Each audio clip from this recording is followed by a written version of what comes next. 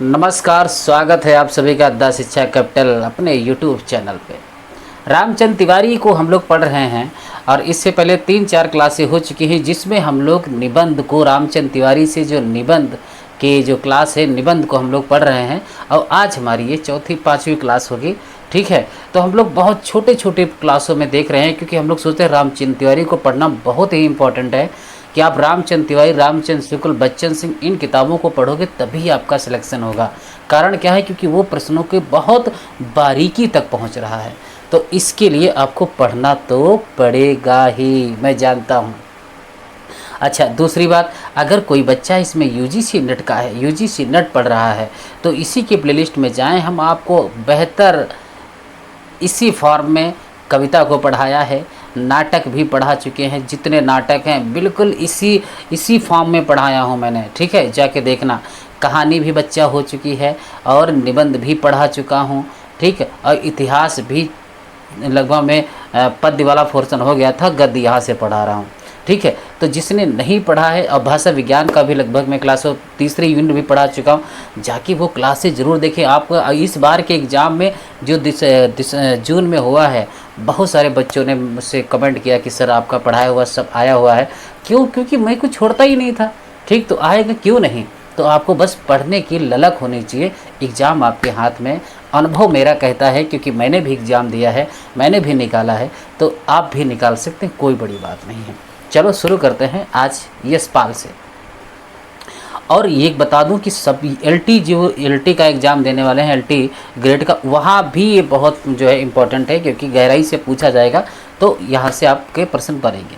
श्री यशपाल से शुरू करते हैं क्योंकि इससे पहले की क्लासें हो चुकी हैं।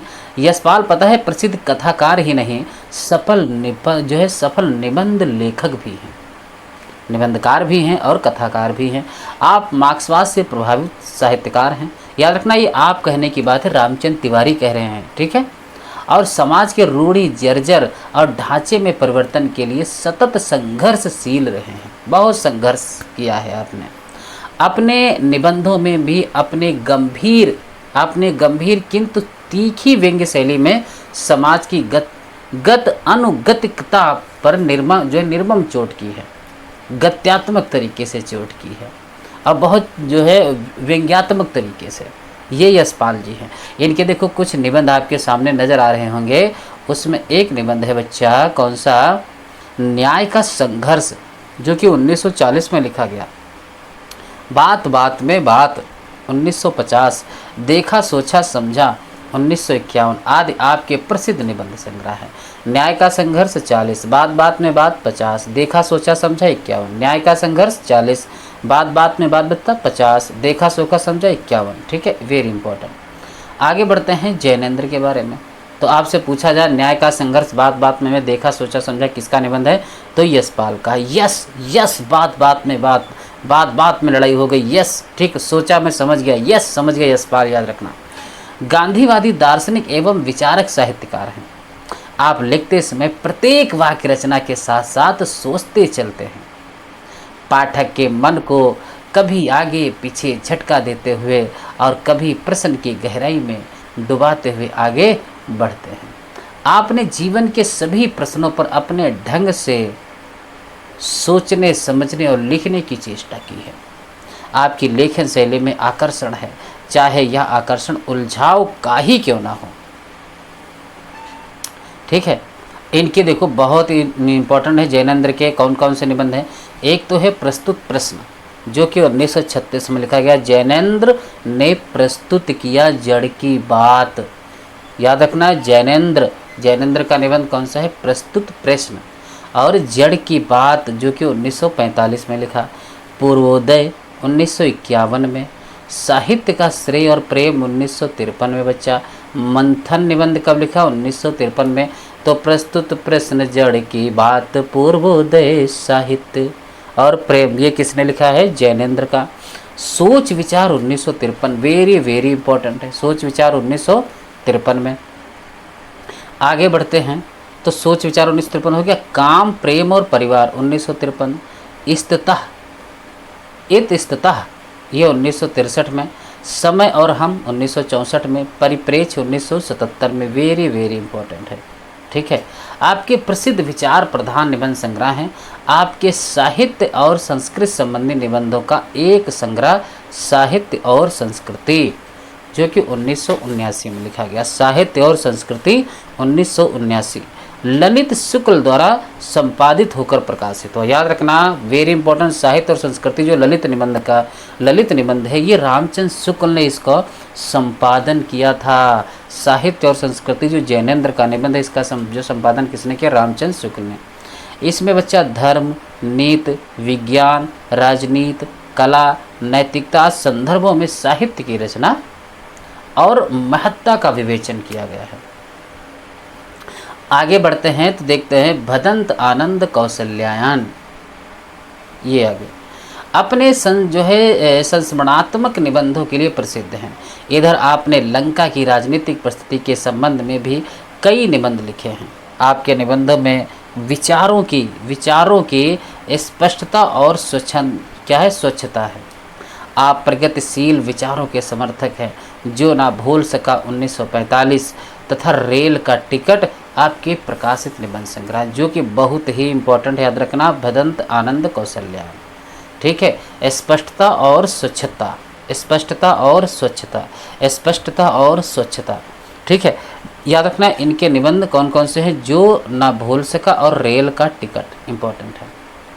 फिर आते हैं पंडित शांति प्रिय द्विवेदी।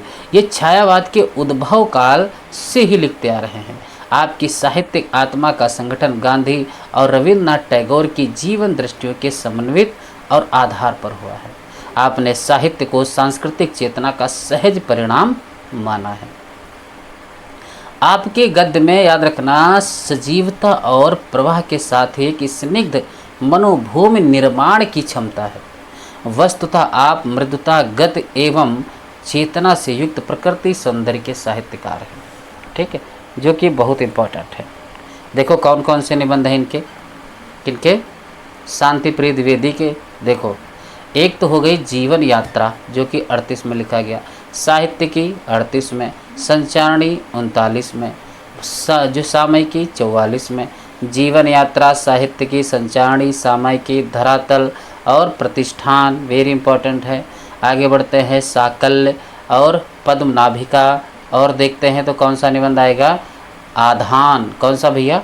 आधान। वृंत और विकास 1959 में, समवेत 60 में, परिक्रमा 62 में। एक बार फिर से देखते हैं निबंध। ये देखो कौन कौन?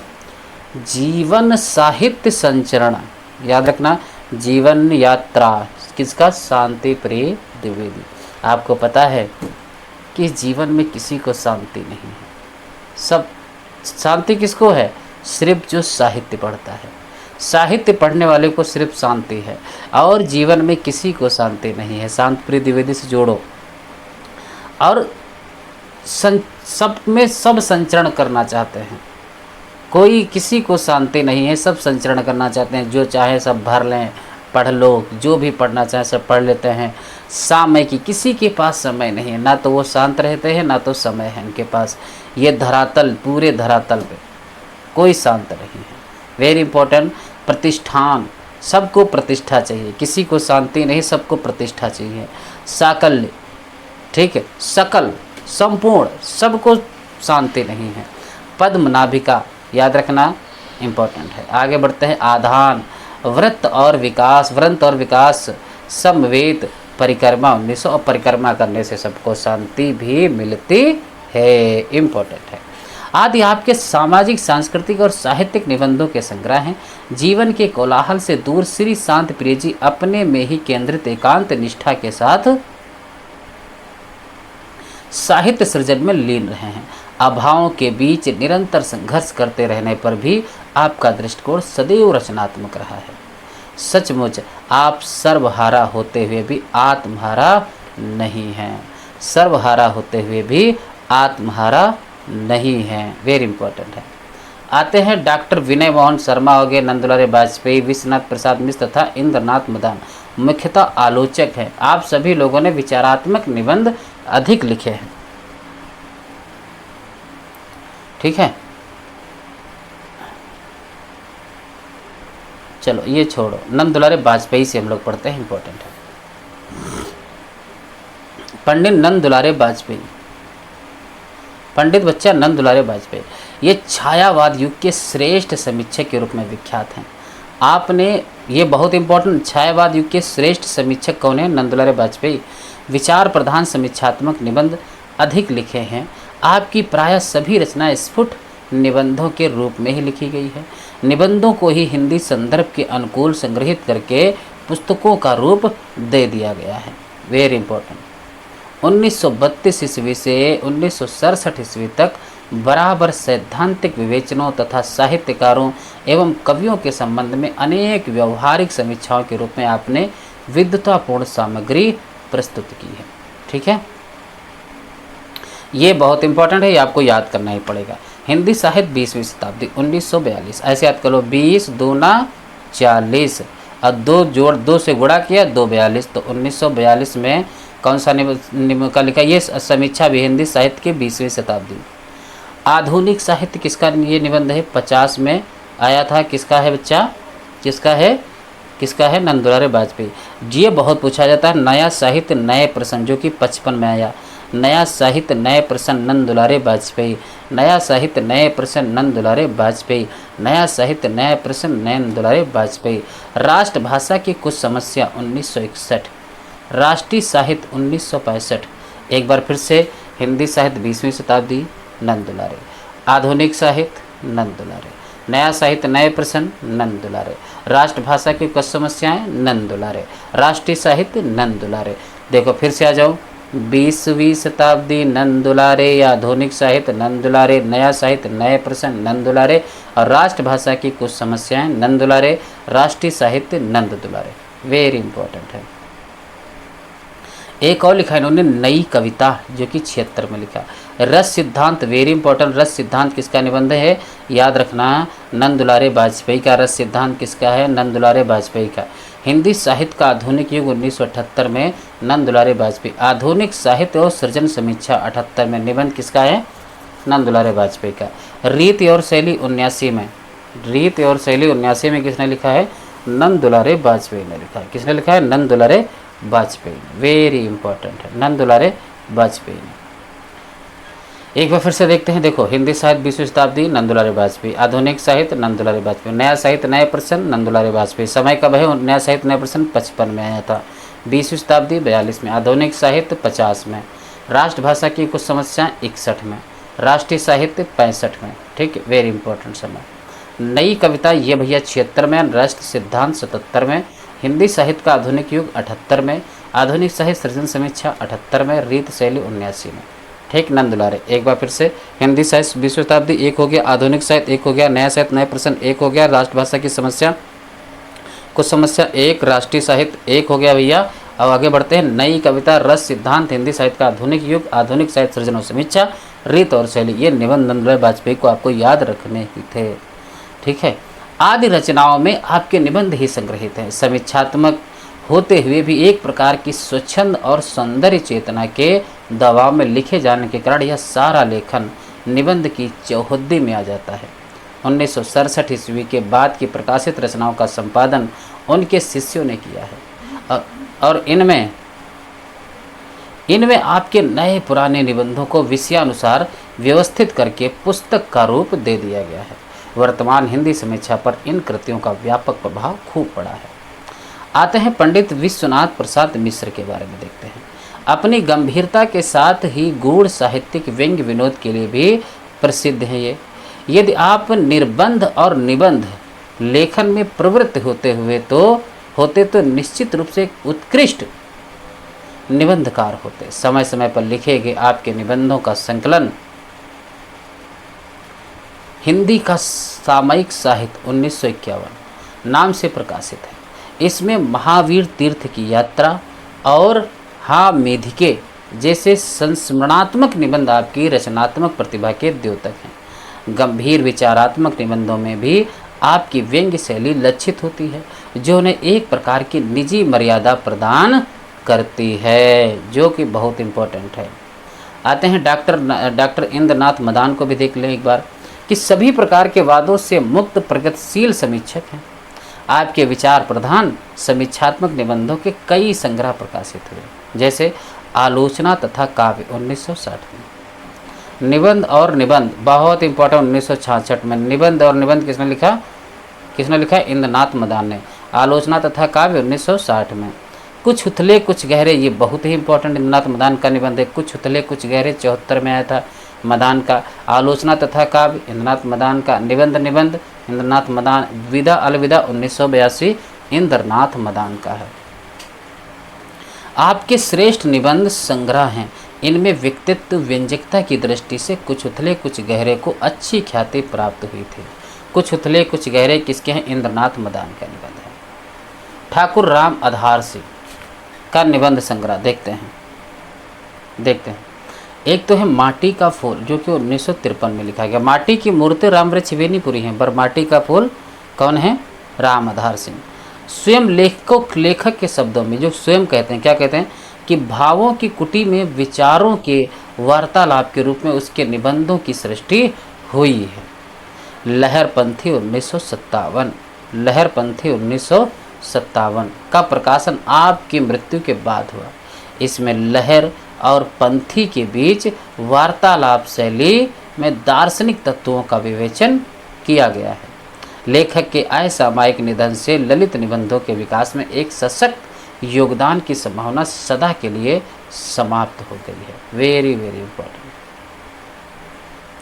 कन्हैयालाल मिश्र प्रभाकर छायावाद युग के रचनाकार हैं। याद रखना, कन्हैयालाल मिश्र प्रभाकर ये छायावाद युग के रचनाकार हैं। इन्होंने लिखा है कि नई पीढ़ी नए विचार। Very very important. नई पीढ़ी नए विचार। जिंदगी मुस्कुराई, कन्हैयालाल मिश्र। बाजे पायलिया के घुंघरू, कन्हैयालाल मिश्र। माटी हो गई सोना, आपको कुछ नहीं याद रखना, माटी हो गई सोना याद रखना है। देखें, नई जिंदगी में, अच्छा आपको पता है जब नई नई जिंदगी आती है, नई नई शादी होती है, नई नई जिंदगी मिलती है जब, तो पायलिया खूब बजती है, पायल खूब बजती है, तब लगता है कि ये मिट्टी भी सोना हो जाएगी। ऐसे नहीं याद, तो ऐसे याद रखना। कन्हैया के बारे में सोच लो कि जब कन्हैया ने नई नई पीढ़ी में जन्म लिया होगा तो ज़िंदगी एकदम मुस्कुराई होगी। कन्हैया ने जब जन्म लिया होगा, ठीक है, जब जन्म लिया होगा तो ज़िंदगी मुस्कुराई होगी और राधा की पायल बजी होगी। और जब एक दूसरे से मिले होंगे तो माटी भी सोना हो गई होगी, माटी भी सोना हो गई होगी। आंगन भी चहक उठा होगा, आंगन भी कन्हैया के नाम से चहक उठा होगा। और उसी वक्त छड़ बोले कड़ मुस्काए, कोई एक छड़ बोलता था मुस्कुरा देता था, क्योंकि कन्हैया की बात हो रही है। फिर क्या कहते हैं कन्हैया कि जिए तो जिए कैसे बिन राधा के, याद रखना। तो जिए तो ऐसे जिए, कान्हा ने कहा, अनुशासन की राह में। और आपको पता है कि महाभारत में कन्हैया ने अनुशासन में रह के सबको हरा दिया था। कारवां आगे बढ़ा, फिर उसके बाद आगे बढ़ गया। जिंदगी लहलहाई, कान्हा के आने से ज़िंदगी लहलहा हो गई। सतह के तह में 1986। देखो भैया, बहुत इम्पोर्टेंट है। जब कन्हैया का जन्म हुआ था तो ज़िंदगी मुस्कुरा गई थी, ज़िंदगी सबकी मुस्कुराने लगी थी, खुशी से झूम उठे थे और पायल बजने लगी थी। और उस टाइम माटी भी सोना होने लगी थी, माटी भी सोना होने लगी थी। आंगन चहक उठा था, सब एक क्षण बोलते थे और तुरंत मुस्कुराने लगते थे और कहते थे जिएंगे, अब ऐसे ही जिएंगे, क्योंकि कान्हा का जन्म हुआ है। याद रखना, वेरी इंपॉर्टेंट है। फिर अनुशासन की राह में 77, कारवां आगे बढ़ा 84, वेरी इंपॉर्टेंट। जिंदगी लहलहाई 1984, सतह से तह में 1986 आदि प्रसिद्ध निबंध संग्रह। मिश्र जी के गद्य में जीवन को नया संस्कार देने की उत्कट कामना है। वह अद्भुत ऊर्जा से दीप्त और तरल संवेदना से सिक्त है। वस्तुतः स्वतंत्रता संग्राम के बीच जो जीवन मूल्य हमें शक्ति और प्रेरणा दे रहे थे और जिनके आधार पर हमारा राष्ट्रीय चरित्र विकसित हुआ था, प्रभाकर जी ने अपनी समस्त गद्य कृतियों के माध्यम से उन्हीं जीवन मूल्यों को नई पीढ़ी को सौंपने का स्तुत्य प्रयत्न किया है। वेरी इंपॉर्टेंट है। पंडित हजारी प्रसाद द्विवेदी निर्विवाद रूप से छायावधोत्तर निबंधकारों में सर्वश्रेष्ठ है। हजारी प्रसाद द्विवेदी को अब हम पढ़ने वाले हैं। हजारी प्रसाद द्विवेदी सर्वश्रेष्ठ है। आपके निबंधों की आधार भूमि भारतीय संस्कृति है। किसी भी पुष्प, पौधे, पशु या पक्षी को माध्यम बनाकर एक मनोरम भावभूमि की सृष्टि करते हुए भारत के अतीत और वर्तमान सांस्कृतिक जीवन की सरसता को छू लेना द्विवेदी जी के लिए एक सहज व्यापार है। आपकी दृष्टि में साहित्य एवं जीवन की हर समस्या का एक सांस्कृतिक पहलू है, जिसकी जानकारी समस्या के उचित समाधान के लिए आवश्यक है। आपके श्रेष्ठ निबंधों में आत्मव्यंजना का तत्व प्रधान है, इसलिए विषय माध्यम के रूप में सामने रहता है और आपका व्यक्तित्व धीरे धीरे उभर कर पाठक के मन पर छा जाता है, जो कि बहुत इम्पोर्टेंट है। अब देखो कौन कौन से, एक तो इनके देखो भैया समय सहित याद होना चाहिए। अशोक के फूल 48 हजारी प्रसाद द्विवेदी ने। अच्छा एक बात बताइए, जिसके पास 1000 रुपये आ जाएं, 1000 रुपये आ जाएं तो क्या वो शोक मनाएगा? नहीं, अशोक रहेगा, वो शोक रहित हो जाएगा, उस खुशी आ जाएगी। ठीक है, अब कल पता चले कि 1000 रुपये चले गए, फिर क्या होगा? फिर वो साधना करने लगेगा, धर्म की साधना करने लगेगा कि 1000 रुपये आए, शोक नहीं बचा, फिर कल पता चला कि 1000 रुपये चले गए, वो धर्म की साधना करने लगेगा। फिर वो मन में विचार करेगा कि क्या करूँ मैं। अब फिर विचार जब करेगा तो उसका एक प्रवाह निकल के आएगा, विचारों का प्रवाह निकल के आएगा कि 1000 रुपये कैसे आएँ। अब फिर वो क्या करेगा? कुटज का पेड़ लगाएगा, कुटज का पेड़। अब फिर साहित्य में सहचर, साहित्य में अपने आप को विलीन कर लेगा। याद रखना बहुत इंपॉर्टेंट। आलोक पर्व निबंध। अशोक के फूल 48, कल्पलता बच्चा 51, समय इनका याद रखना है। अशोक के फूल 48 में, कल्पलता 51 में, मध्यकालीन धर्म साधना 52 में आया था। विचार और वितर्क बच्चा 57 में, विचार प्रवाह 59 में, कुटज 64 में, साहित्य सहचर 65 में, आलोक पर्व 72 में। वेरी इंपॉर्टेंट है। आपके प्रसिद्ध निबंध संग्रह हैं। अब आपकी संपूर्ण रचनाओं का संग्रह हजारी प्रसाद द्विवेदी ग्रंथावली शीर्षक से 11 खंडों में प्रकाशित हो चुका है। इनमें 8वें और 9वें खंडों में आपके समस्त निबंध संकलित हैं। आपके निबंधों में विचारात्मक, भावात्मक, आत्मव्यंजक, कथात्मक, वर्णनात्मक आदि सभी शैली तत्व मिल जाते हैं। इनके अतिरिक्त भाषण शैली की प्रभावमयता, उद्धरण, बहुलता, आत्मीयता, सजीवता भी आपके निबंधों की रमणीयता के प्रमुख कारण हैं। आपके चिंतन का केंद्रीय विषय मनुष्य है। याद रखना, मनुष्य की जय यात्रा पर आपका अखंड विश्वास है। संस्कृति, धर्म, दर्शन, विज्ञान तथा समस्त कला साधनाएं मनुष्य की जय यात्रा के विजय उद्घोष हैं। अपरिमेय जिजीविषा से प्रेरित मनुष्य निरंतर आगे बढ़ रहा है। जड़ता के अनेक स्तरों को तोड़कर वह चिन्मय तत्व की उपलब्धि के लिए अग्रसर है। द्विवेदी जी ने इसी मनुष्य को उसके पूरे सांस्कृतिक ऐतिहासिक परिवेश में मूर्त करने का प्रयत्न किया है। आचार्य कुश शुक्ल के बाद हिंदी निबंध को नवीन मोड़ देकर आचार्य द्विवेदी ने ऐतिहासिक महत्व का कार्य किया है। कोई प्रतिद्वंदी नहीं है, याद रखना। और देख लेते हैं इनके निबंध। एक अशोक के फूल नाखून क्यों बढ़ते हैं 1974 में, सब लोग पता है, हमारे में लगा ही है। और देवदार भी इनका निबंध है। कुटज है। बसंत आ गया, बहुत इंपॉर्टेंट है निबंध इनका। ठीक है। वर्षा घनपति से घनश्याम तक, मेरी जन्मभूमि हजारी प्रसाद द्विवेदी। घर जोड़ने की माया किसका? हजारी प्रसाद द्विवेदी। आदि निबंध हिंदी निबंध साहित्य के क्लासिक बन गए हैं। ठीक है, तो अब हम आगे पढ़ेंगे महादेवी वर्मा को। अब यहीं तक रखते हैं क्लास को, क्योंकि वेरी इंपॉर्टेंट है। इतना ही पढ़ेंगे, इतना जितना पढ़ा रहा हूँ रटते चलो एकदम से, देखते हैं नहीं साहित्य अच्छा होगा।